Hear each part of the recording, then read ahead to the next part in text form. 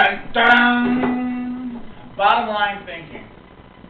What are you going to do if the worst case scenario happens? That's what companies have to think about. That's what you guys have to think about. Okay? And to think about worst case scenarios, you're looking at what's called bottom line thinking. Right? You look at the worst case scenario, and what are we going to do with that? Now, what's the benefit of thinking of the worst thing that can happen? You're like, oh, why would I want to think of the worst thing? Well, one reason is you get a concrete rather than imaginary feeling of what the worst thing that can happen is.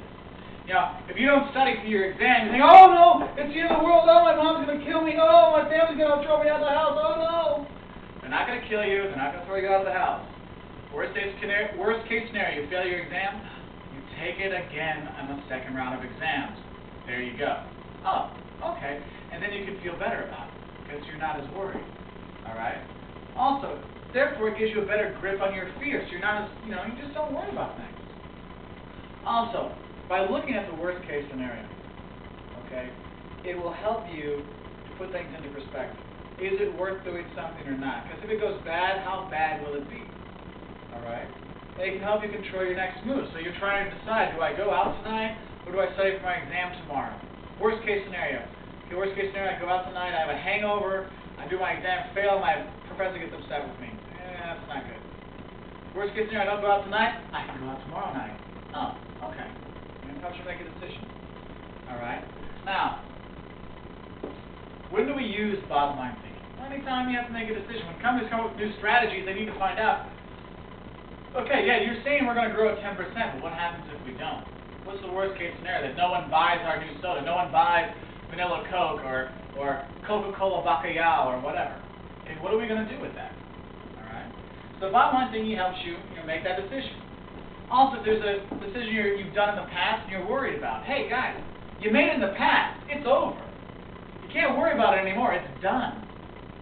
Okay? So you leave it behind you and you worry about the future. Okay, worst case scenario, what I did in the past. You send an email to your boss, you say, boss, you're a jerk. Worst case scenario, he's going to fire me. Oh no, well, that's the worst case scenario. Okay, if he's a jerk, you probably didn't like him anyway, so maybe the best thing that will happen to you is to get a new job.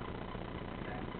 Also, when you want to say no, your friends come and, they come to you and say, hey, Mark, let's go out tonight, like the one before. And you say, yeah, I want to say no, but my friends are going to give me a hard time. I got to look at the big thing. Hey, if I don't finish this project by tomorrow, I'm not going to finish my PhD. Guys, I'm sorry, I can't go out this weekend. Okay? When you're forced, you got to say no. You look at it in the worst case scenario, bottom line thinking will really help you get a better feel and be able to say no.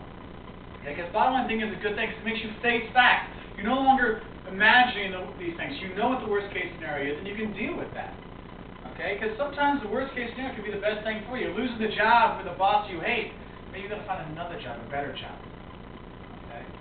And also, once you're at the bottom, there's only one way up, and that's one way to go, and that's up. So hey, why not? So that's the idea of bottom line thinking right there.